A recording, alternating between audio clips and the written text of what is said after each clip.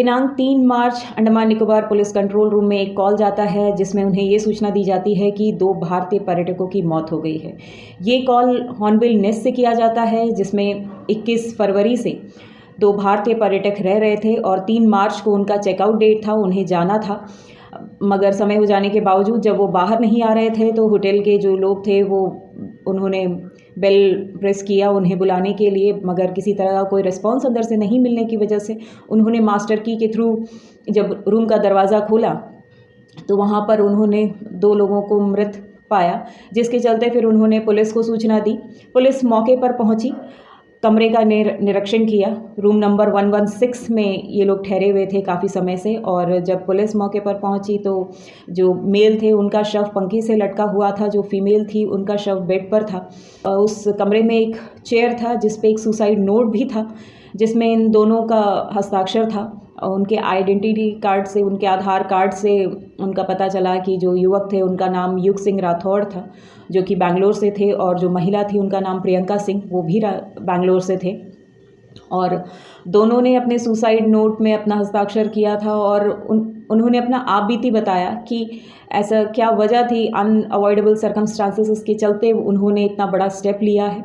उस suicide note में उन दोनों ने जो HAL पुलिस स्टेशन के जो जांच अधिकारी थे दुर्लप्पा और जो एडवोकेट है आनंद, इन दोनों पर आरोप लगाते हुए कहा कि इन दोनों ने उन्हें मजबूर किया है ये स्टेप लेने के लिए, इसलिए वो अपना जान दे रहे हैं। उस सुसाइड नोट में था कि इन दोनों ने उन्हें एक झूठे केस में फंसाया और उन्हें उस जो जुर्म उन्होंने किया ही नहीं था उसके चलते उन्हें जेल भी भेज दिया गया, जहां 10-15 दिन में बेल हो जाता है इन्हें, और 2 लोगों का ज़मानत के लिए 60,000 रुपये कुछ लगता है। वहीं पर इन्हें 33 डेज़ तक जेल में रखा गया। 33 डेज़ बाद ये लोग जेल से बाहर आए, और जो एडवोकेट है उन्होंने पहले अपना कोई चार्जेस नहीं बताया, बाद में उन्होंने 1,80,000 रुपये, जब वो जेल चले गए तब उन्हें 1,80,000 अपना फ़ी बताया, उनको पे करना है तभी उनका ज़मानत होगा। तो उन्होंने कहा था कि जैसे ही हम बाहर आएंगे आपको ये अमाउंट पे कर देंगे, बशर्ते वो जैसे वो बाहर निकले 33 डेज़ बाद जब वो बाहर आए तो उन्होंने 7 दिन के अंदर ही वो पूरा अमाउंट जो एडवोकेट है आनंद उनको पे किया। साथ ही जो दुर्लप्पा थे उनके थ्रू उनको भी 50,000 नगद देना पड़ा उन्हें, और मोबाइल फ़ोन भी सीज था, अकाउंट ब्लॉक था, जिसके चलते 50,000 नगद दुर्लप्पा ने भी लिया। उसके बावजूद इतना पैसा पे करने के बाद में भी उनको बार बार ह्यूमिलेट किया जा रहा था, बहुत ज़्यादा परेशान किया जा रहा था, जिसके चलते उन्होंने ये स्टेप उठाया है, ऐसा उन्होंने इस सुसाइड नोट में लिखा था। साथ ही उन्होंने अपने सुसाइड नोट में ये भी मेंशन किया था कि हमारा बॉडी क्लेम करने कोई नहीं आएगा, इसलिए अगर आपको हमारा ऑर्गन्स हम डोनेट करना चाहते हैं, अगर हमारा बॉडी पार्ट्स में से किसी को भी कुछ लगे कि अगर ले सकते हैं तो आप ले सकते हैं।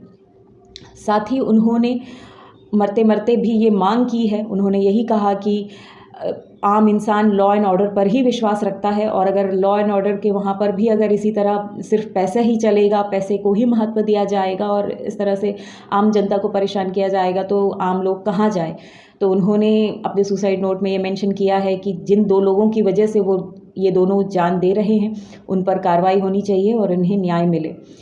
मौके पर से ही बॉडी को पोस्टमार्टम के लिए ले जाया गया ऑनरेबल कोर्ट के आदेश पर। फिर बॉडी का पोस्टमार्टम हुआ। बॉडी का पोस्टमार्टम होने पर ये पता चला कि जो युग सिंह राठौर थे उन्होंने हैंग किया था और उनके लेफ़्ट हैंड में भी एक कट मार्क था, और जो फीमेल थी उन्होंने आत्महत्या के लिए मैग्नीशियम का ओवरडोज लिया हुआ था। काफ़ी इंजेक्शंस वगैरह वहाँ पर थे, सिरिंज वगैरह मिला उनको मौके पर जो आयु थे। और पुलिस ने भी सारे नेशनल पेपर्स में इश्तिहार दिया, नोटिस वगैरह जारी किया पिक्चर्स के साथ, जिससे कि उनके परिजनों तक पुलिस पहुंच पाए और वो बॉडी क्लेम करके ले जा सके। काफ़ी समय लगा उनको ये सब करने में, और अबडिन पुलिस ने अपना पूरा एफर्ट लिया और फैमिली तक वो पहुँचे। बट फैमिली ने, जैसे इन्होंने अपने सुसाइड नोट में लिखा था कि उनका बॉडी क्लेम करने कोई नहीं आएगा, फैमिली ने भी बॉडी लेने से इनकार कर दिया। उनका कहना था कि उनसे काफ़ी लंबे समय से किसी तरह का कोई टच में नहीं है वो लोग, और वो बॉडी नहीं लेना चाह रहे। उसके बाद ऑनरेबल कोर्ट के आदेश पर बॉडी को म्युनिसिपल को हैंडओवर कर दिया गया, जिसके बाद 17 मार्च को संडे के दिन इनका अंतिम संस्कार किया गया। मीन्स जो हमारा फिनिक्स बे में जो ग्रेवयार्ड है वहाँ पर इन्हें बरिड किया गया, दफनाया गया, क्योंकि दोनों वैसे हिंदू हैं, लेकिन उनको अंतिम अग्नि इसलिए नहीं दी गई क्योंकि अब तक किसी ने बॉडी क्लेम नहीं किया। कल को अगर कोई आकर के बॉडी क्लेम करे तो एटलीस्ट डीएनए मिल सके, इसके चलते उन दोनों को दफनाया गया है फिनिक्स बे ग्रेवयार्ड में। बहुत ही दुखद घटना है। बैंगलोर से यहाँ तक का उनका जो सफ़र रहा और अंतिम सफ़र, उस पे उन्होंने बस यही मांग की है कि उन्हें न्याय मिले और जिन 2 लोगों की वजह से उन्होंने ये स्टेप लिया है उन पर कार्रवाई हो।